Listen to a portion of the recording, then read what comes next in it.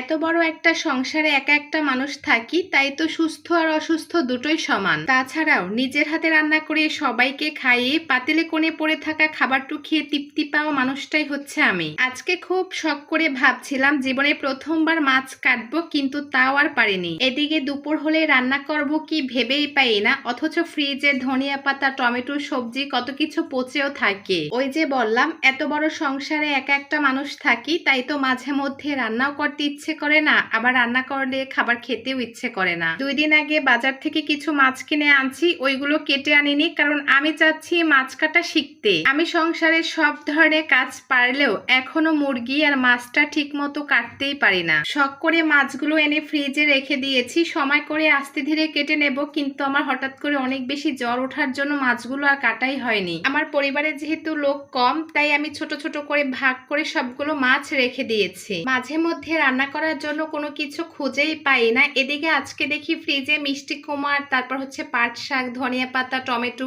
এসব কিছু শুকিয়ে যাচ্ছে। যাই হোক, এখান থেকে কয়েকটা টমেটো দিয়ে মাছ রান্না করব। রান্নার জন্য সবকিছু নামিয়ে গুছিয়ে নিয়েছি, এর মধ্যে আমি মাছটাও খুব ভালো করে ধুয়ে নিয়েছি। আজকে আর কিছু রান্না করব না, শুধুমাত্র টমেটো দিয়ে মাছটা ভুনা করব, কারণ আমার এত পরিমাণে জ্বর ছিল দুপুরের দিকে। তারপরও রান্না করতেছি, যেহেতু আজকে শুক্রবার বন্ধের দিন আর আজকে শুয়ে বসে থাকবো, এটা আমার কাছে একদমই ভালো লাগবে না। যেহেতু সপ্তাহে 2 দিন আব্বু শুধু বাসায় থাকি, তাই চেষ্টা করি এই 2টা দিন খুব ভালো করে রান্না করার। রান্না করতেছি, এর মধ্যে আন্টি তরমুজ দিয়ে গেছে, তাই ভাবলাম গরমও লাগতেছে, সবাইকে কেটে দেই, সবার এই দুপুরে তরমুজটা খেতে ভালো লাগবে। আমি নিজেও একটু খেয়ে নিচ্ছি। আজকে রান্না করার সময় একটা জিনিস খেয়াল করতে পারলাম, খুন্তিটা এত পরিমাণে বেঁকা হয়ে গেছে, তারপরও এটা দিয়ে রান্না করি। আসলে আমার না পুরানো জিনিস একদমই ফেলতে ইচ্ছে করে না। যতদিন ওইটা কাজে লাগানো যায় ঠিক ততদিনই চেষ্টা করি ব্যবহার করার। মাছটা চুলাতে রান্না বসে আমি এদিকে একটু মাথায় পানি দিয়ে নিচ্ছি। তাছাড়াও আমার ছেলে গোছল করে কিছু জামা কাপড় রেখে দিয়েছে, ওইগুলো আমি একটু পাউডার দিয়ে ভিজে নিচ্ছি। একটা সময় হালকা একটু জ্বর হলে বিছানা থেকে উঠতাম না, তখন মা তো কত সেবা করতো।